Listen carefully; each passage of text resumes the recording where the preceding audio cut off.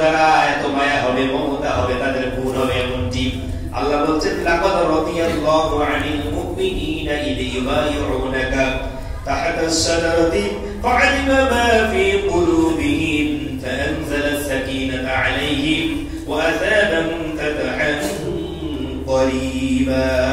আল্লাহু আকবার। এটা সূরা ফাতিহার একটি আয়াত।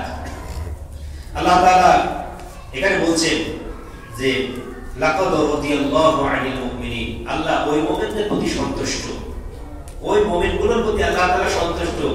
আলিম ইদ ইউবাইউনাকা তাহতা আশ-শাজারাতি, তারা যখন ওই যে আকাবা শপথ হয়েছিল, যে শপথ গ্রহণ করেছিল একটা বাবলা গাছের নিচেই, এ নবী আপনার হাতের উপরে তারা হাত রেখে শপথ করেছিল যে আমরা আমাদের দেহে রক্ত থাকতে এক বিন্দু আমরা আমাদের ভাইয়ের প্রতিশোধ নিয়ে ছাড়বো, বাড়ি ফিরে আসবো না। যারা তাদের ভাই হারানোর বেদনা ছিল, আল্লাহ তাদের এই বেদনা দেখে তারা যে শপথ করেছিল, আল্লাহ তাদের প্রতি সন্তুষ্ট। কেননা একজন মুসলমানের যদি আঘাত করে কোন বেধর্মী ইসলাম বিদ্বেষী, আর এক মুসলমান সহ্য করে ঘরে বসে থাকতে পারে না। একজন আলেম যদি নির্যাতিত হয়, নিষ্পেষিত হয়, আর একজন আলেম বসে থাকতে পারে না, ঠিক কিনা? এর আগে আমরা যখন একজন আলেমের নামে যদি দোয়াও করেছি, এক শ্রেণীর লোক এসে বলেছে অমুক ব্যক্তির নামে দোয়া করা যাবে না, অথচ যার ভিতরে নামাজ নেই, কালাম নেই, আল্লাহ পরকালের চিন্তা নেই, এই ব্যক্তির জন্য দোয়া হয় মসজিদে, ঠিক কিনা বলে? অথচ একজন গোটা বিশ্বের আলোচিত আলোড়ন সৃষ্টিকারী আল্লাহর খাস গোলাম, তার জন্য যখন দোয়ার কথা বলা হয়েছে তখন বাধা এসেছে, ঠিক কিনা? কিন্তু আল্লাহ বলছেন না, একজন মুমিনের জন্য তোমার হতে হবে রহম দিন, একজন আলেমের জন্য তুমি আলেম হিসেবে তুমি হয়ে যাবে রহম দিন, আর কাফেরের জন্য আপসহীন কঠিন শক্ত।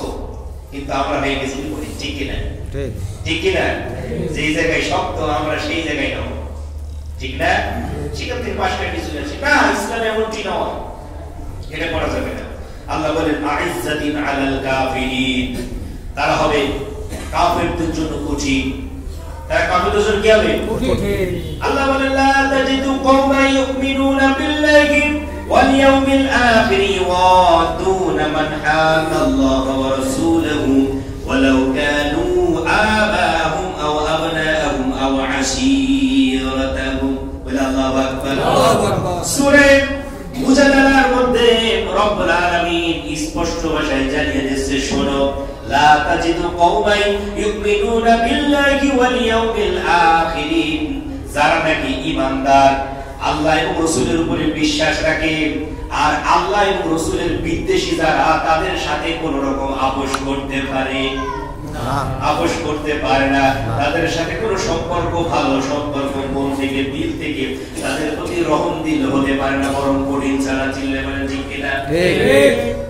لا تجد قوما يؤمنون بالله واليوم الآخر يوادون من حاد الله ورسوله বরং যদি ওয়ালাউ কানু আবাহুম আও আবনাহুম আও ইখওয়ানাহুম আও আশীরাতাহুম, যদি সেই লোকটা যে ইসলাম বিদ্বেষী, আল্লাহ এবং পরকাল বিদ্বেষী, রাসূল বিদ্বেষী, এ যদি নিজের বাপ হয়, নিজের ভাইও হয়, এমনকি রক্ত সম্পর্কীয় যত আত্মীয় স্বজন হয়, তারপরও তার সাথে সম্পর্ক রাখা যাবে না।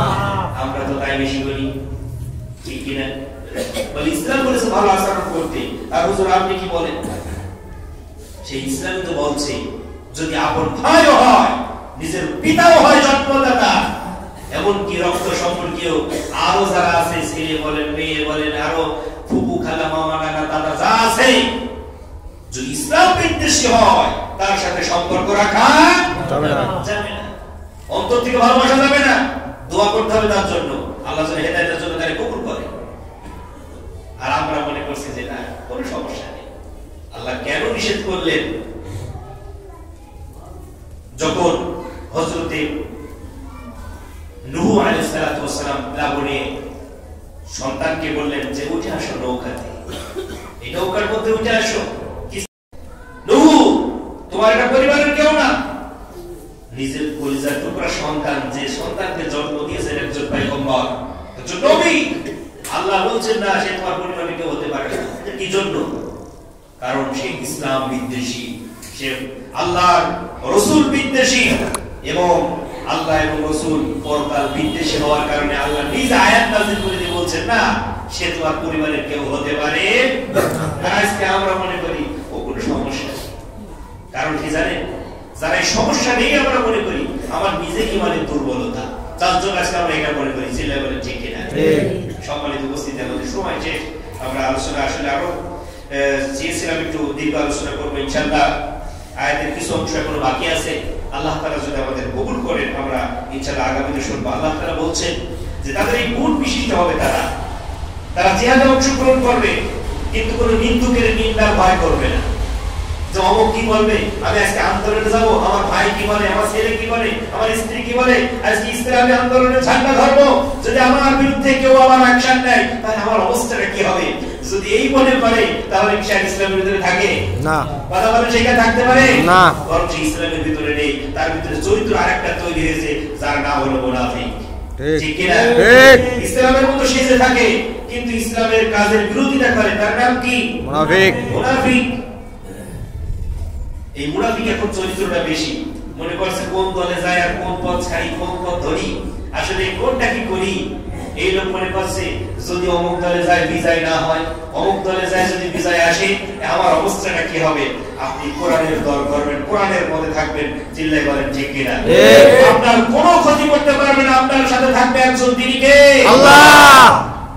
আমরা তো আন্দোলন করি, আমরা যে দল করি, আমরা যে দলের আন্দোলনের জন্য কর্মী হতে চাই সেটা হচ্ছে আল্লাহর দল। সেটা কার দল? আল্লাহর দল। আপনি পদ পাবেন, ক্ষমতা পাবেন, অমুক করবেন, তমুক করবেন না। আপনার রাজনীতিতে হবে একটা ইবাদত, আপনার রাজনীতিতে আপনার হবে একটা ইবাদত। আপনি আল্লাহর রাস্তায় লড়াই করবেন, এটা একটা ইবাদত। ইবাদত হিসেবে যদি না করতে পারেন আপনি ধরা খেয়ে যাবেন কিয়ামতের ময়দানে সেই রাজনীতি করার কারণে। ঠিক কিনা বলেন? এই জন্য যারা ইসলামী আন্দোলনের কর্মী হবে, জিহাদের পথে নাম লিখাবে।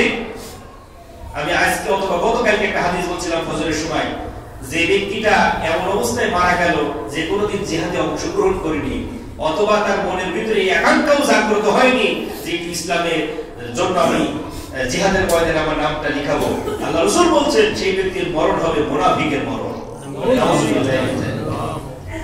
এই পথে আসলে কে কি বললো, কে কি বললো, আল্লাহ বলছেন যে সে কোন নিন্দুকের নিন্দার ভয় করে না, কোন নিন্দুকের নিন্দার ভয় করে না।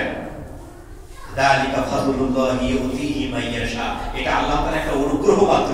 আল্লাহ যাকে দয়া করেন এই চরিত্র সেই পায়। ঠিক। আল্লাহ তাআলা এই আয়াতে কারিমার মধ্যে সূরা আল মাইদার 14 নম্বর আয়াতে যে কথাগুলো আমাদেরকে জানিয়ে দিলেন, কথাগুলো বিস্তারিত বলতে পারলে আরো আমাদের ভালো হতো। যতটুকু বলেছি তারা 5টি গুণের অধিকারী হবে। তারা যদি ইসলাম থেকে খারিজ হয়ে যায় আল্লাহ বলছে সেই জায়গায় আমি আরেক দলকে সঙ্গে সঙ্গে ইসলামে অভিষিক্ত করব, সেই জায়গায় অন্য দলকে প্রতিষ্ঠিত করব। যাদেরকে প্রতিষ্ঠিত করব তারা কেমন গুণের অধিকারী হবে? যারা আল্লাহকে ভালোবাসে আল্লাহ তাদেরকে ভালোবাসে, যারা মুমিনদের জন্য রহমতী, কাফেরদের জন্য কঠিন, যারা জিহাদের ময়দানে আপোষহীন অংশগ্রহণ করে, যারা কোন নিন্দুকের নিন্দার ভয় করে না, এই গুণের অধিকারী আছে তারা। আল্লাহ তাদের উপরে রহমত করে। আল্লাহ রাব্বুল আলামিন যেন তাদের সাথে আমাদেরকে শামিল করে নেয়, বলে আমিন। আমিন। এই চরিত্রগুলো আল্লাহ তাআলা আমাদেরকে কবুল করে নিক, বলে আমিন। আমিন। ওয়া মা তাওফীকি ইল্লা বিল্লাহ। আসসালামু আলাইকুম ওয়া রাহমাতুল্লাহ। আমরা একটা